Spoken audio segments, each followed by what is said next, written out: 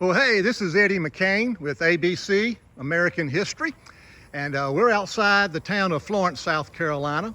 And right now I'm right across the street from the Florence National Cemetery, and we're out in the middle of the country. There's nothing fancy out here, just an old country road with a national cemetery.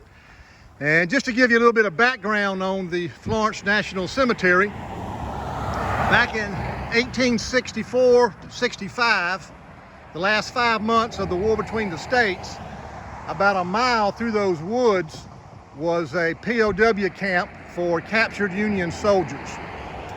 And on average, about 16 of those prisoner of war soldiers from the North died. They died for various reasons: intestinal diseases, from pneumonia, from malnutrition. There are a lot of reasons why so many died, but on average 16 a day died.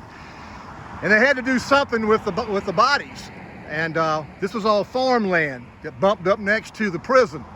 And the farmer donated some property, which is this property right here, which is now a national cemetery, for the Union soldiers to be buried in mass graves.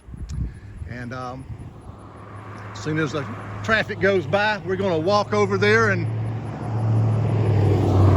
I'll show you the tombstones for the Union soldiers. Let me see if I can get across the street.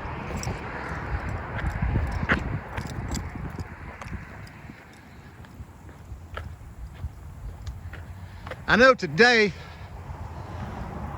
we're accustomed to occasionally seeing on TV where American soldiers who were killed in action are flown home. They have the flag draped over the coffin, and a soldier accompanies the deceased soldier. But back during the Revolutionary War and the war between the states, and many times when you were killed or you died, you were buried pretty much where you laid when you were killed or died. Often families never knew what happened to their loved ones. They just knew they didn't return home. But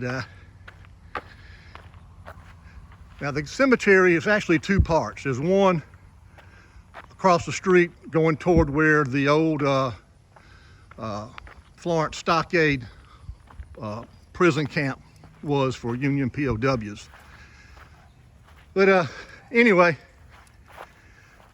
that's a historical marker there. We'll read it in a minute. But anyway, if you look right here, this tombstone, if you can read it with the sun glare, it says 111 unknown U.S. soldiers. And these soldiers were buried in a mass grave right through here. That's why you don't see any tombstones out here except for one. And I'm going to talk to you about that one tombstone in a few minutes. The next tombstone says 132 unknown U.S. soldiers. This one says 137. I would imagine these trees were not here back then. This was all farmland. But if you see the tombstones here, and they're also lined up over here, like this one says 152 unknown U.S. soldiers. There was a big mass grave right straight through there where they buried 152 soldiers. And if you go on the other side, there's another row just like this. Yeah, but back then, they pretty much just got buried close to where you died. There was no sending home. And I was doing some research on General Sherman's march from Chattanooga to Atlanta. And there was a big battle just outside of Atlanta called Kennasaw Mountain. And the Confederates were in a defensive position. The position that they had looked like a horseshoe. So if you look it up, I believe it was called the Battle of the Horseshoe. And it was summertime, I believe it was August 1864. Temperature was over 100 degrees.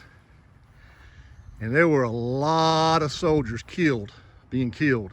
Union soldiers, particularly because they were having to charge up against the Confederates who were entrenched. But there were a lot of Confederate soldiers killed too. And the combination of that many soldiers and the hot sun cooking on those dead bodies, it made the stench unbearable for both the Union and the Confederate soldiers.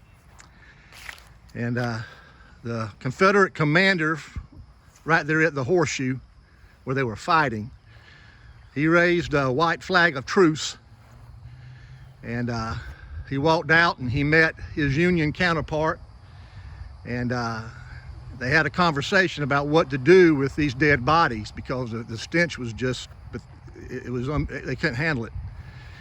And so they agreed to a 2-hour truce, and the Union soldiers and Confederate soldiers, hand in hand, buried all those hundreds, could have been, I mean, it was way in the hundreds. I'm not sure how many soldiers there were that were killed, but they buried both the Confederate and the Union soldiers together. Once they did that, then they went back to their respected fighting positions and they resumed their conflict. But you can look it up. It's the Battle of Kennasaw Mountain in Georgia. And it was at that particular location was called the Horseshoe. Another interesting, now this is a national cemetery, and it was started with those Union POWs who died. Another interesting little tidbit about a national cemetery is it's the one in it's Arlington, Arlington Cemetery. That's where many presidents are buried, and I mean everybody's heard of Arlington Cemetery.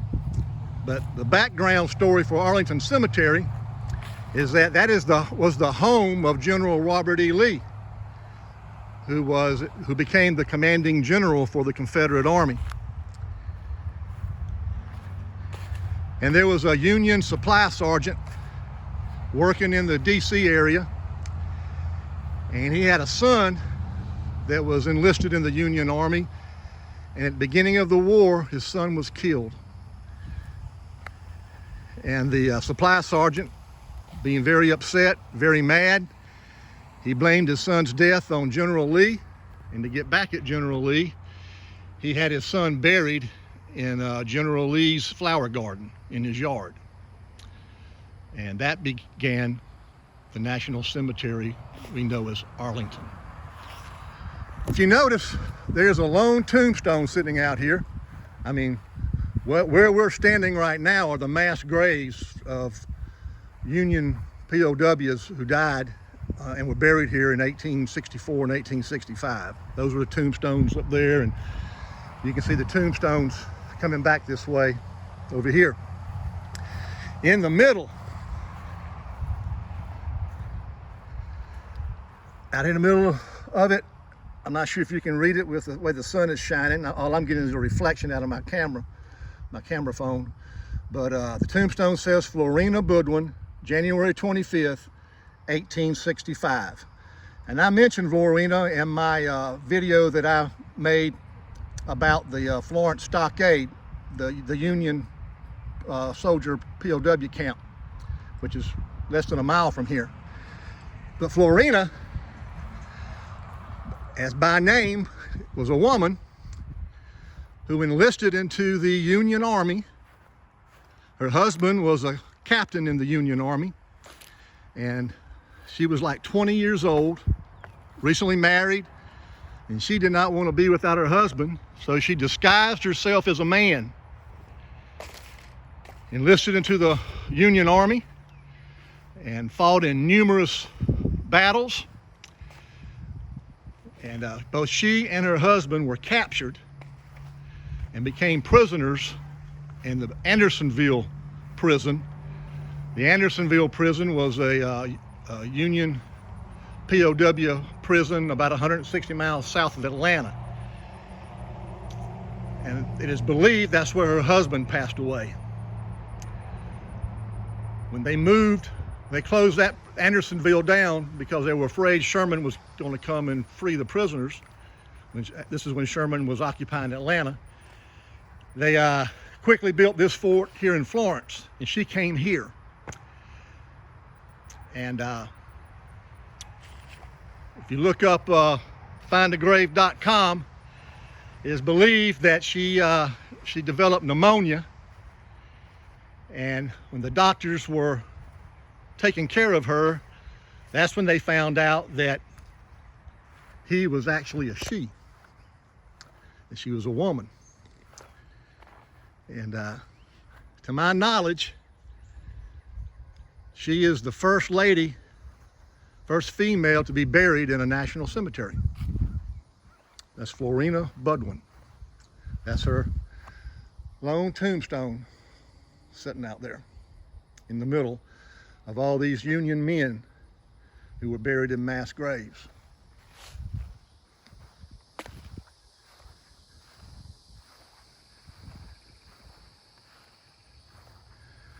All these white tombstones you see are from soldiers from World War I up till, I'm not sure how far up. I'm not sure if the cemetery is considered full or not. It looks like it's full to me. But these are all, I know, World War I. I walked through here a little while ago. I know there are World War I, World War II, and Vietnam vets buried out here. I know that. But anyway, I hope you enjoyed the little bit of information here about Florence National Cemetery and about how back then, you know, soldiers were pretty much buried right where they were killed or where they died, and about Florena Budwin. And if you've enjoyed this little history information, I'm going to ask you to please subscribe to my channel if you haven't already, and also give me a big like. And I hope you have a great day. Thank you for watching.